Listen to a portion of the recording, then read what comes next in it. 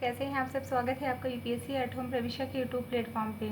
हम जो UPPCS and UPSC की मेंस आंसर राइटिंग कर रहे हैं, जिसमें हमने जो टारगेट रखा है डेली 5 क्वेश्चन की आंसर राइटिंग करने का, उसी सीरीज़ में हमारा क्वेश्चन है जीएस पेपर 3 से। क्वेश्चन को हम देखेंगे। भूस्खलन के विभिन्न कारणों एवं प्रभावों का वर्णन कीजिए। राष्ट्रीय जोखिम प्रबंधन रणनीति के प्रमुख घटकों का उल्लेख कीजिए। क्वेश्चन को एक बार फिर से देखेंगे। क्वेश्चन क्या है? भूस्खलन के विभिन्न कारणों एवं प्रभावों का वर्णन कीजिए। राष्ट्रीय जोखिम प्रबंधन रणनीति के प्रमुख घटकों का उल्लेख कीजिए। ये क्वेश्चन आपका यूपीएससी 2022 में पूछा गया है। हमारी जो ये मेंस की आंसर राइटिंग चल रही है वो यूपीएससी एंड यूपीपीसीएस के पीवाईक्यू पे बेस्ड है, जो कि करंट के साथ अपडेट करते हुए आप लोगों को कराई जा रही है। आप लोग चाहें तो इस सीरीज़ के माध्यम से अपनी मेंस की तैयारी को और बेहतर कर सकते हैं। तो सबसे पहले हम इसका इंट्रो देखेंगे। इंट्रो में क्या बताया गया है कि भारत भौगोलिक रूप से विविध और संवेदनशील देश है, जहाँ प्राकृतिक आपदाओं की आशंका प्रबल रहती है। भूस्खलन हिमालयी एवं पूर्वी घाट क्षेत्रों सहित अनेक पर्वतीय क्षेत्रों में एक आम प्राकृतिक आपदा है।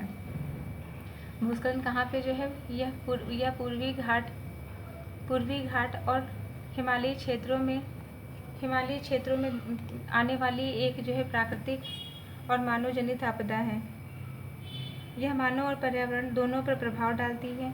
साथ ही इसके निवारण एवं प्रबंधन के लिए राष्ट्रीय जोखिम प्रबंधन रणनीति national disaster risk management strategy को सशक्त किया गया है। ये हमने इंट्रो देख लिया। अब हम इसका क्वेश्चन का जो मेन बॉडी का पार्ट है उसको देखेंगे कि भूस्खलन के क्या कारण हैं, मतलब किन कारणों की वजह से भूस्खलन होता है। फिर हम इसके प्रभावों को देखेंगे। पहला क्या है?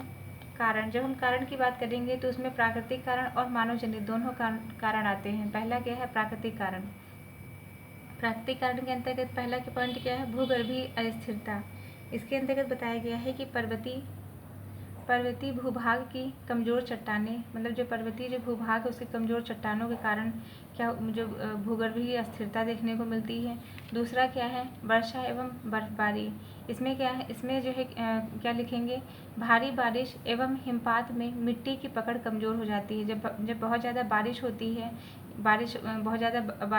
या बर्फबारी होती है तो उससे जो मिट्टी की जो सतह है वह क्या होती है? वह कमज़ोर हो जाती है। दूसरा क्या है? भूकंप। इसके अंतर्गत बताया गया है कि तीव्र कंपन से ढलानों की संरचना कमज़ोर होती है। भूकंप जब आता है तो क्या होता है? जो प्लेटों में जो कंपन होता है उससे क्या होता है? उससे जो ढलान है, ढलानों की जो संरचना है वो कमज़ोर हो जाती है। ये भी इसका एक बहुत बड़ा कारण है। फिर हम देखेंगे प्राकृतिक अपक्षय को। इसमें क्या है कि दीर्घकालीन वायु, जल और तापमान प्रभाव से चट्टानों का क्षरण होता है। मतलब दीर्घकालिक जो है वायु, जल और टेम्परेचर का जो प्रभाव पड़ता है उससे चट्टानों में क्षरण होता रहता है। ये भी इसका एक बहुत बड़ा कारण है।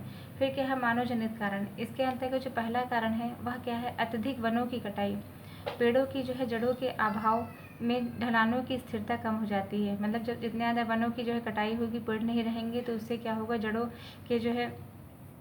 पेड़ों की जड़ों के जो अभाव के कारण क्या होता है? ढलानों की स्थिरता में कमी आ जाती है। तो ये भी इसका बहुत बड़ा रीज़न है। फिर क्या है? निर्माण गतिविधियाँ। सड़क निर्माण, खनन, अवैज्ञानिक शहरीकरण के कारण भी भूस्खलन जैसी समस्या देखने को मिलती हैं। फिर क्या है? जल प्रवाह में परिवर्तन। जल निकासी के असंतुलित जो योजनाएं हैं उनके कारण भी भूस्खलन की समस्याएं देखने को मिलती हैं। फिर है जलवायु परिवर्तन। चरम मौसमी घटनाओं की आवृत्ति बढ़ने के कारण भी भूस्खलन जैसी समस्याएं देखने को मिलती हैं। फिर क्या है? इसके प्रभाव क्या हैं? पहला जो प्रभाव है वह क्या है? मानव जीवन पर इसका क्या प्रभाव पड़ता है उसको हम देखेंगे। जनमाल की हानि होती है और आपातकालीन सेवाओं में बाधा पहुंचती है। जनमान की इसके अंतर्गत जो है क्या होगा? जनमान की हानि मतलब जो है जान और माल की हानि होगी और विस्थापन देखने को मिलता है, मानसिक आघात पहुंचता है। दूसरा क्या है? आर्थिक जीवन पर इसका क्या प्रभाव पड़ता है? अवसंरचना जैसे सड़क, पुल और रेलवे को क्षति पहुंचती है।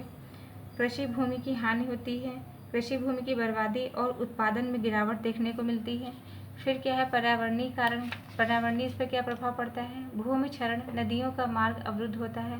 भूमि का क्षरण हो जाता है जिससे नदियों का मार्ग अवरुद्ध हो जाता है। पारिस्थितिक तंत्र पर का असंतुलन होता है। भूमि क्षरण, नदियों का मार्ग अवरुद्ध होना और जैव विविधता को खतरा उत्पन्न होता है। फिर क्या है? सामाजिक प्रभाव। विस्थापन और सामाजिक अव्यवस्था होती है।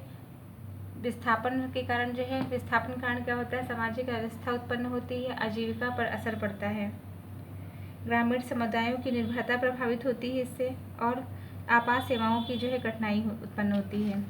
फिर हम नेक्स्ट देखेंगे कि राष्ट्रीय जोखिम प्रबंधन रणनीति के प्रमुख घटक कौन से हैं। इसके अंतर्गत जो पहला पॉइंट है वह क्या है, आपदा जोखिम न्यूनीकरण नीति सेंडाई फ्रेमवर्क के अनुरूप इसके अंतर्गत बताया गया है।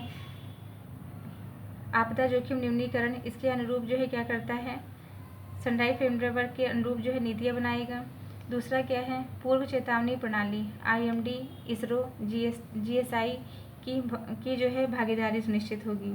मतलब इसके अंतर्गत जो है इसरो, IMD और GSI की सहयोगी भूमिका देखने को मिलती है। फिर क्या है, सुरक्षित अवसंरचना विकास, इसमें बताया गया है कि वैज्ञानिक डिजाइन और ड्रेनेज सिस्टम, भूस्खलन रोधी तकनीक का उपयोग किया जाएगा और ड्रेनेज सुधार किए जाएंगे। फिर क्या है, जन जागरूकता अभियान, इसके अंतर्गत बताया गया है कि स्कूल, ग्राम पंचायत स्तर पर प्रशिक्षण, स्कूलों में और पंचायत स्तर पर प्रशिक्षण दिया जाएगा लोगों को जो है इसके बारे में अवेयर करने के लिए। फिर क्या है, आपातकालीन प्रतिक्रिया, इसके अंतर्गत NDRF, SDRF की तैनाती की जाएगी, NDRF और SDRF की तैनाती और प्रशिक्षण बल। फिर क्या है, पुनर्वास और पुनर्निर्माण योजनाएं, इसके अंतर्गत प्रभावितों के लिए त्वरित सहायता और आजीविका समर्थन प्रोवाइड कराया जाएगा। फिर क्या है, राष्ट्रीय और अंतर्राष्ट्रीय सहयोग, NDMA, UN, UNDP, world bank संस्थाओं से भागीदारी सुनिश्चित होगी। तो ये हमारा क्वेश्चन का मेन बॉडी का पार्ट कंप्लीट हो गया। अब इसका हम कंक्लूजन देखेंगे। भूस्खलन के प्रबंधन के लिए समन्वित प्रयास, प्रौद्योगिकी और जन सहभागिता को एकीकृत करना आवश्यक है ताकि आपदा को अवसर में बदला जा सके। तो ये हमारा क्वेश्चन कंप्लीट होता है जो कि हमने लिया था GS पेपर 3 से। आप लोगों को ये हमारी जो मेंस की सीरीज़ चल रही है कैसी लग रही है हमारे कमेंट सेक्शन में ज़रूर बताइए। तो ऐसे ही पढ़ते रहिए, लाइफ में आगे बढ़ते रहिए, UPSC एट होम प्रविशा के साथ मेंस आंसर राइटिंग करते रहिए। Thank you.